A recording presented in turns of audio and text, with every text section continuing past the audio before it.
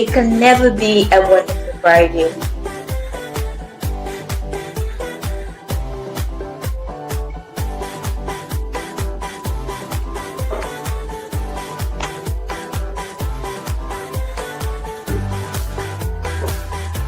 It can never be an exceptional and unique Friday without having to have our unique conversations with you guys right here on the Real Talk Show. Well, welcome to the Real Talk Show as we continue on the road to the RAHi 2025. Now, today we spotlight the 2024 conference chairs. Of course, you heard me right. Your embodied, amazing, loving chairs. I have them right here on today's show, and this is Jeremiah, and of course, our one and only special queen, Gloria. Now, diving into last year's theme, enhancing prevention through youth engagement, innovations, and leadership, we will relive at the RAHi 2024's high and packed personal breakthroughs and ignite excitement for the RAHi 2025. Guys, the more I talk, the more you lose it. But allow me to introduce once again Jeremiah Molando. Hi, Jeremiah. Hi, Faith. How are you doing? It's a pleasure to be back on the Real Talk. I hope that you're doing okay, and it's another exciting time once again. Speaking about the RAHi for me is always exciting, so I look forward to the discussion. Great. I'm pleased to have you on the show. Unfortunately, we can only have the picture. Partly for the crashers, guys, you won't be able to see Jeremiah, and he's been out for so long. You're not even sure if he has the ring on or what is happening, but it's okay. I guess you're geared to see him 2025, RAHi. On the other hand, our very beautiful queen of the house. Hi, Gloria. Hello, hello. How are you? I'm good, thank you. How are you going? I'm great. Thank you for having me. I'm so excited to reflect on RAHi. It's always such a pumped up conversation, and I'm glad to be here. Thank you for having me. You're welcome. Well, just on that, you two guys were like the backbone for a moderation, and you're just doing things in a very, very unique way. You made us experience Dera High at a different level, and I'm so excited to have you guys. And while not having to talk too much with the little time that we have, I'm going to start with you, Jeremiah. Just give us a little brief introduction about yourself so that the viewers would know who Jeremiah really is. And as Jeremiah is getting done with that, quickly to Gloria, you will just take it up, just tell the viewers who is Gloria, and then we dive into also you guys describing the RAHi to someone who is watching and one who's anticipating on being part of the RAHi. Over to you, Jeremiah. Well, thank you so much, Faith. As you rightly mentioned, my name is Lubumi Jeremiah Mulanda. I'm a development studies specialist that graduate from the University of Lusaka. With regards to the development space, I take particular interest in health because I believe that health is wealth. But in particular with health, I take particular interest still with sexual and reproductive health, dealing or focusing on adolescents and young people. And over the past 7 years, I have worked with different organizations and different projects, fostering the need for young people's sexual and reproductive health and rights to be protected and safeguarded. And this happens at different levels, policy, advocacy, and most importantly, is working closely with the youth platform on programs like the Regional Adolescent Health Indaba. I've participated in the last 4 editions now, and it's been truly inspiring to see young people from all walks of life come to such a convening, bring their lived experiences, bring their homegrown solutions to the table, and say this is what we want to see. Reflecting back on the Regional Adolescent Health Indaba 2024, I mean, it was a big event. Faith, you were there. You know that it was a big event. It wasn't just about having fun or young people who are like-minded meeting in a space, but it was truly a moment to learn and unlearn some of the things that are happening firstly here in Zambia, because we had representation from all 10 provinces. But last year was pretty special because we had representation from the region as well. So we had colleagues from Zimbabwe, all those noisy guys. We had people from Namibia, we had people from South Africa, we had people from Kenya, we had people from Malawi, we had people from as far as Eswatini. So we had diversity in the room, and all of these colleagues were bringing experiences from their country and saying, this is what's working in our country, this is what's clearly not working. But one thing that I also really loved with Rahai 2024 is the fact that there is so much interaction between the young people and the policymakers. We had different panel discussions where we brought members of parliament from Zambia. We would have loved to bring members of parliament from the other countries. I hope we can do that this year. But the members of parliament from Zambia really did show up, and they were there interacting with the young people, saying, "This is what is happening in parliament. These are some of the conversations that we're having in parliament with regards to your health.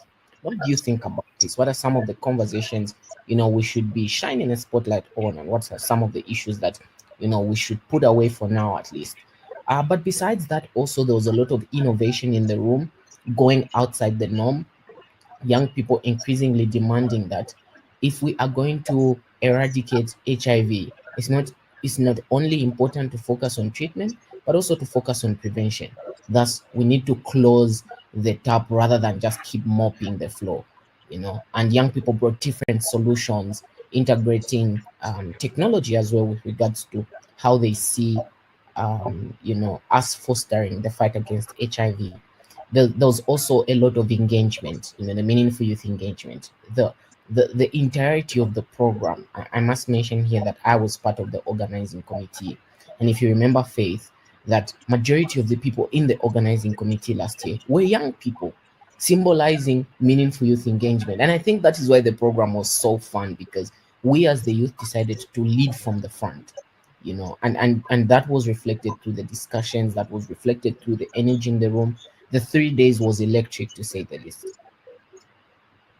Well, thank you so much, Jeremiah, with that. This,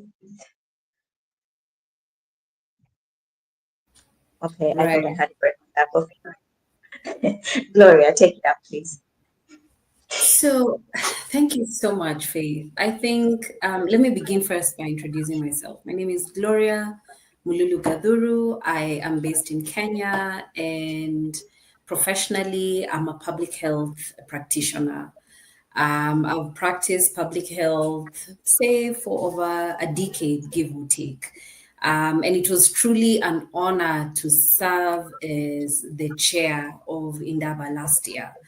I mean, there were so many electrifying things. There were so many interesting things, innovative things. But the one thing I think that stood out for me was one, the numbers in the room. It was so amazing to see so many young people passionate about public health, about prevention, about all the different conversations that were happening, and just really taking ownership. I mean, we keep saying we want to have a seat at the table, but what I experienced and what I saw was that young people went and sat at that table. They were part of the conversations, and they were able to really steer from being panelists, from, just really being intimate with the entire piece. And like Jeremiah is saying, I mean, it was also quite pleasurable to see that young people were part of the planning, part of the event itself, and it was so exciting. I came out with one word, Rahai Kuchalo. I don't know if I got it right. It was just Yes, amazing. It was in fact the highlight of my year. It was the best event. It was really good.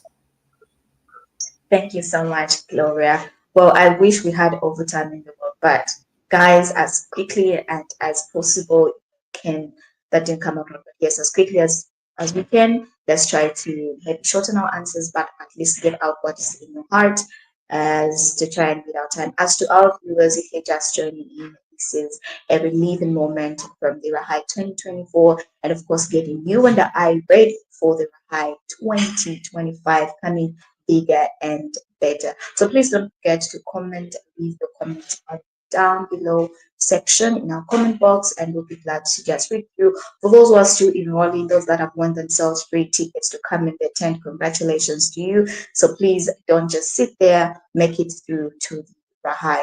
Jeremiah, back to you. Wow, what is your personal aha moment, or should I say your Kanandanyura moment during the Indara, or a story from a participant or guest speaker that resonated deep with you as a young youth advocate from Zambia? I think there were so many aha moments. Of course, the aha moment, the fun aha moment. I'll break it down like this. The fun aha moment was the Zim song. Oh my god, it went down. I hope that when the Zim guys come, they can come with another song for us. But the It's very learning aha moment for me was a panel discussion that was led by my colleague. His name is Harry. So he had young people there, and he had a member of parliament. And then he says, as you sit on this panel, if you're a member of parliament or if you're an adult, I don't want you to respond as an adult. Respond as a young person. And if you're a young person, I don't want you to respond as a young person. Respond as a minister and as a member of parliament. Now, that was so thoughtful and genius because there's so much finger pointing that goes around because sometimes we don't understand the gravitas of the responsibility that people carry. Just by virtue of Jeremiah being a youth, adults will be thinking, it's very easy to be a young person. And Jeremiah will be thinking, it's very easy to be a minister. But then when those roles were reversed and young people were being asked questions that originally ministers will answer, they paused and were like, I think this is not as easy as we think it is, right? So then that gives us enough foresight. It gives us enough perspective that even when we are asking of our members of parliament or our duty bearers, we ought to be very reasonable. And that is what that conversation brought, reasonability in our asks. And we should be very, very knowledgeable about some of these conversations because sometimes we think these people just don't want to do these things, but sometimes their hands are just tied. So that was a aha moment. It left me thinking even after the RAHi that as I keep advancing in my advocacy journey, it's very important to go from being on the dance floor to being on the balcony because when you're on the balcony, you're able to see you have a bird's eye view rather than when you're on the dance floor. So that was my aha moment. Well, thank you so much, Jeremiah, for that. That actually rings something in my head, giving me to think on how we have always been thinking as young people. And you really did say it greatly to say sometimes think when you're not in that place, things are easier until you are put in that position. So, to the young people, make your way to the RAHi, where the parliament is brought right in front of you. Have a chance to express, to listen, and also to learn what it takes just for your voice to be heard. So don't forget that. Well, to you, our queen of the house, Gloria, leading as a chair meant navigating tough moments and big wins as well. I say tough moments because you were handling a very enthusiastic, passionate group of young people who came there with different views of what they wanted to hear, and others, of course, they came as teachers with so much expectations in their head. What was the hardest lesson you learned about guiding such a passionate group of young leaders? And how has that experience changed the way you approach your work as a health practitioner? Well, Faith, to be honest, there were easy moments and there were hard moments. And the hardest moment for Just from me, the expression on your face. Okay, please the carry on. hard, the hardest moment for me was balancing passion and the process because there was so much passion in that room. Young people literally did not want to be held back, and every so often I would have to engage my co-chair to say, I think we need to adjust because passion was overruling the process. We had a whole agenda. We had, it was a bit hard to stick to the script because, like I'm saying, the passion was immense. But that also meant having to show leadership in how do you navigate these conversations? How do you segue different conversations? How do you intersect? How do you keep focus and make sure that everybody in the room is feeling felt, is feeling seen, is feeling heard? And we had policymakers, we had our partners, different stakeholders. I mean, it was interesting to balance all that. And my key takeaway for that really was to just continue learning how to continue creating inclusive spaces across the board. At RAHi Health, one of the core pieces of work that I deal with is also working with young people. And it just reinforced my belief in how young people operate. Inclusivity, you have to include young people. So when you're saying this is for young people, you have to invite them so that you can co-create a meaningful conversation and truly have impact as an outcome for them. Well, while I was just you on that, Gloria, when you said Steve God, it was interesting. And to be honest, I can understand you. It's like being a teacher and handling I don't know a class of how many people, and what you want is one common goal for everybody to understand how to get the X out of the Y equation. And I really do feel you. But regardless of all that been happening, you also came as, a person that wanted to just have a personal experience aside from the duty calling of what the RAHi had for you. Which session stole the show for you? And more generally, what did you enjoy most about being a both conference chair and a participant? So as a chair, you did explain, but as a participant, which of them took your heart and also your anticipation at the RAHi?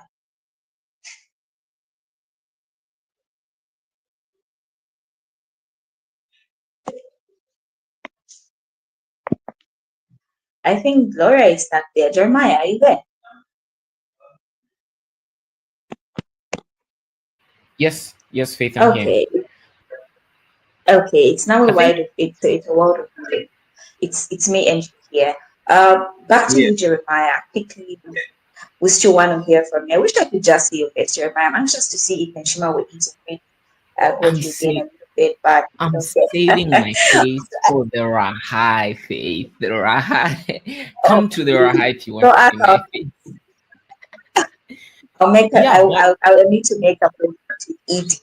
So now, which session left you buzzed with new ideas, and how did the cross borders interactions like those late night fireside discussion fuel the overview energy of the conference for you, Jerry?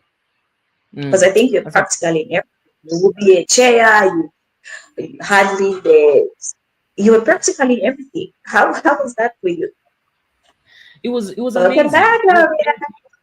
Welcome back, Gloria. Gloria Cuchalo. Yeah, RAHi. Yes, Jerry. yeah, it was really amazing because I'm a sucker for knowledge, so I want to learn as much as I can until I can't anymore. And you see, the RAHi brings a certain level of formality to proceedings, just like my chair was mentioning here, that we have a properly laid down program. We plan everything to the T. So everything is happening in a structure, everything has its own timeline. But sitting on the fireside chat, it's like that formality was stripped away, and it was informality. It was young people speaking freely to their fellow young people. So I'm no longer co-chair in that particular instance. I'm just Jeremiah speaking to my fellow young people about what we are all going through. And also because remember that the RAHi brought together over 300 young people. It's almost next to impossible to have all 300 young people participate at once. But in small groups like the fireside chat, there's a lot of young people then who feel much, much free to participate, and they bring those experiences to the table. That intimacy, helps young people really open up about issues that they wouldn't be able to open up in much, much bigger groups. The colleagues from Zimbabwe, for example, one thing that I really did take away from them is their unity. All right, how they try and integrate different programming that they all do. In as much as we saw those guys act like they live in one house, they absolutely do not. Some of them live in distant parts of Zimbabwe, but they always find a way to work together, to be together, to do things together. So I think that was something that I really loved, and I'm really looking forward to RAHi 2025 having more of those, right? Smaller sessions that are more focused, that can have young people who are interested in those sessions go and sit in those sessions to foster that meaningful youth engagement, but also to foster innovation. Innovation is not loud. That's the beauty about innovation. Innovation does not stand on top of a mountain and speak. Innovation is in those quiet rooms, those one-on-one conversations, those intimate discussions, and that's what we need to keep fostering. But I'm also interested to hear from Well, you, thank you Faith. so much. I'm also interested to hear from you, Faith. You were a Mm. pretty good observer. Was there anything that really stood out with regards to our colleagues from the region? Something that you liked, something that was like a aha wow moment for you? I think for me it was basically the oneness. To be honest, you couldn't tell which country a person was coming from because everybody was just in one spirit. And for me, that was it. Even interaction spaces. There were rare moments that you would find the Zimbabweans on their own. You would find the Zimbabwe, yeah, everybody was just in one space. So the oneness of different individuals from different walks of study for me was it because when there's oneness, it's very easy to even deliver the message and for people to work together to attain the common goal. So for me, it's that Jeremiah, I won't allow you to interrogate me on this. I have very few minutes and I need Gloria to speak. Gloria, before you left, I had a question for you. I don't know if I should go over it again or you already had it. Okay. So my question for you was which session stole the show for you?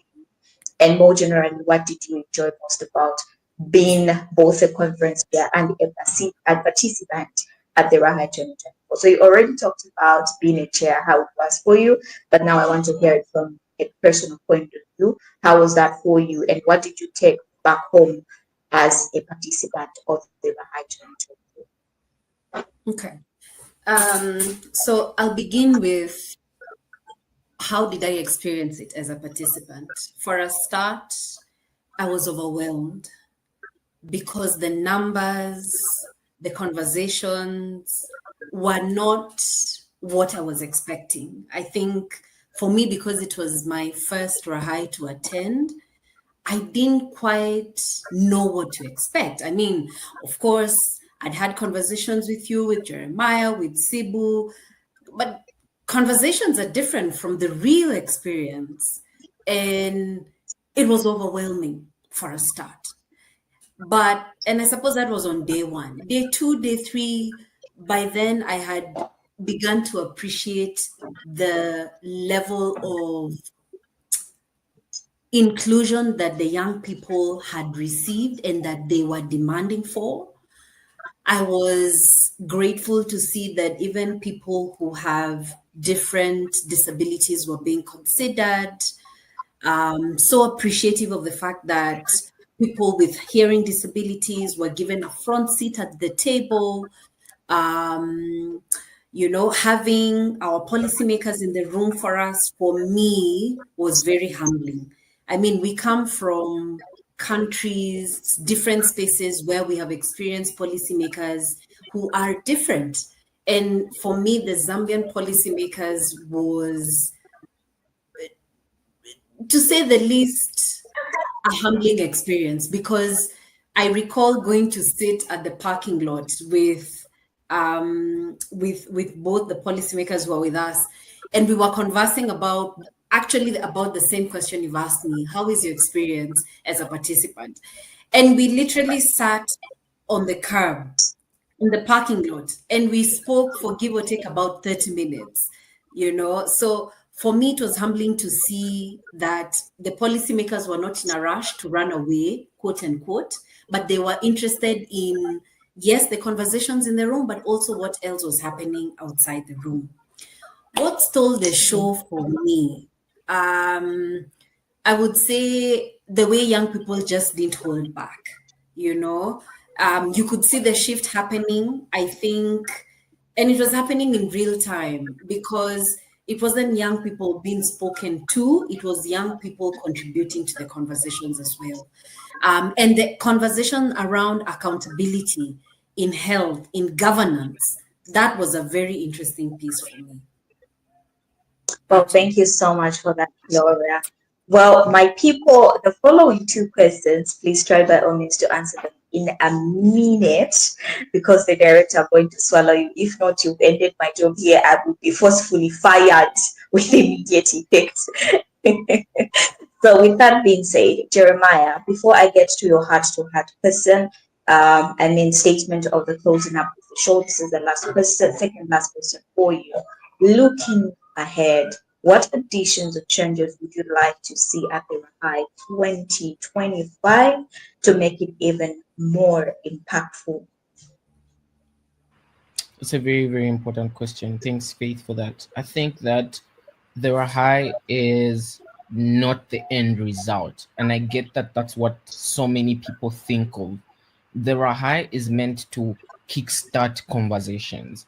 So I think one thing that I would love to see going forward is if we had RAHi 2025 and we have resolutions agreed, we have a position paper, let's follow on with the actions. The RAHi is not the end result, it's the beginning of the conversation. But even as the event happens itself, as I mentioned earlier, I would like to experience and see more intimate conversations. If there are young people who are interested with regards to digital health, let them sit not just for 2 hours. That's not enough, right? Let them sit for as much time as the program allows to, go deeper into that topic and understand what that means.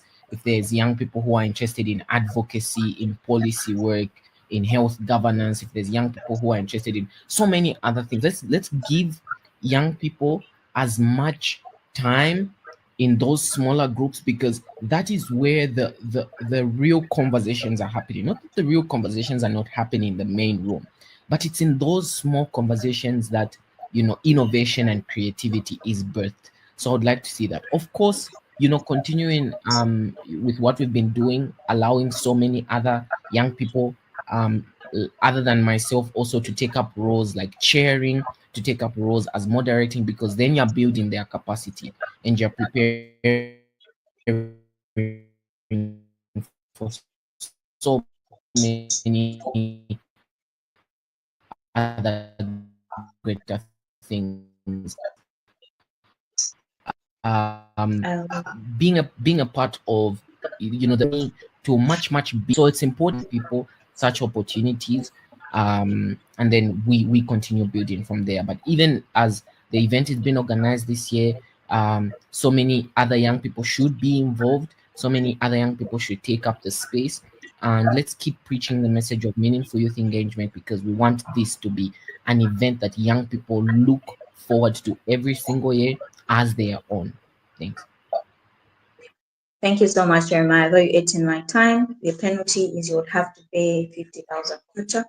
Moving on to Gloria, this will be my last question to you as well.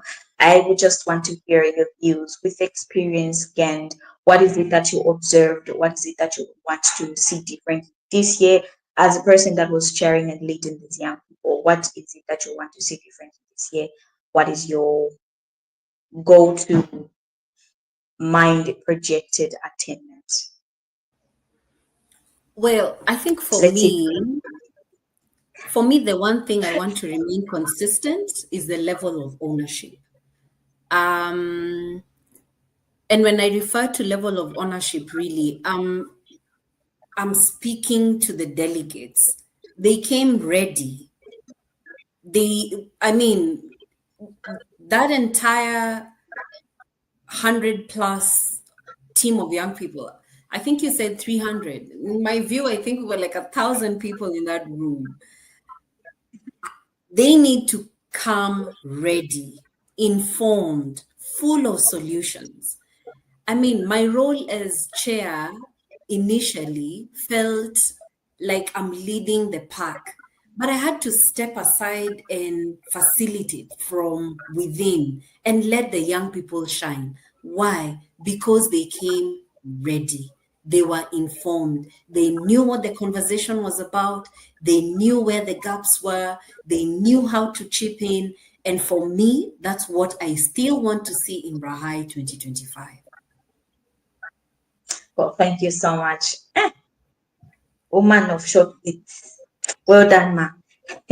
Lastly, guys, we have 3 minutes. In these 3 minutes, I'll never end the show without having to hear your heart message to the viewers. So, starting with you, Jeremiah, the show is coming to an end. What message do you have for the viewers? This is your personal message to them, and also, do you have a word to make somebody come to the Rahai? In 30 seconds, Jeremiah, please. I can't speak before my chair does, and I'm a gentleman, so I'll let Gloria speak first. Jeremiah, are you trying to take over my show? What is your wahala? Anyway, let me respect people's offices. Madam Gloria, please, your heartfelt message to the viewers before we say bye. My co-chair, you always make me smile. Well, my heartfelt message is we need to continue creating these spaces. We need to continue co-creating. We need to continue being in the rooms where the conversations are being held. You need to learn, you need to listen, you need to collaborate. And these are not big words, they are very simple actions, very simple doing words, they are verbs. That is the only way you will be able to shine, spotlight the gaps in our communities, speak for our colleagues, our communities that deserve a voice and that we are representing, and push our policymakers for accountability. How do we do that? You need to learn, you need to keep reading, you need to keep being informed. Otherwise, you will show up to the party and you will not be ready to participate in the dance floor.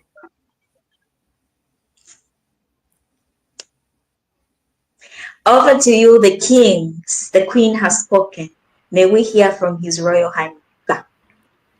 Come to RAHi 2025 and you will not regret it. It's a memorable experience. You come there to learn and learn. You come there to mingle with like minded individuals. And it's always a pleasure to see so many young people expressing interest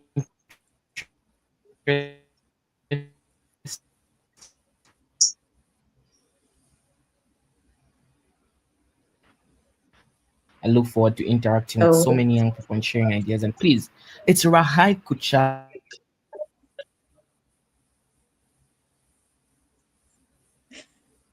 I hate the Rahai Kuch there.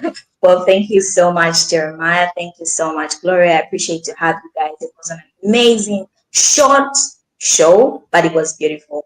I just hope our director can give us episode 2 of this because most questions have not been tackled. But I appreciate your time. And for those who are watching, I hope you did enjoy the show with your wonderful, ever voted moderators. And thank you so much to our producer for the real talk and everybody behind their productivity and also they're making work possible for this show to happen. To sponsors, we appreciate you all also, and also for the Rahai sponsors, we appreciate you guys and hope that you be a part of this wonderful Rahai journey. Once again, I hope you're ready for the Rahai. I am ready. Me and my team for today, we are ready. Once again, thank you so much for joining us. I've been your host, Faith Malago. Sometime next week for another beautiful episode. We love you and stay blessed.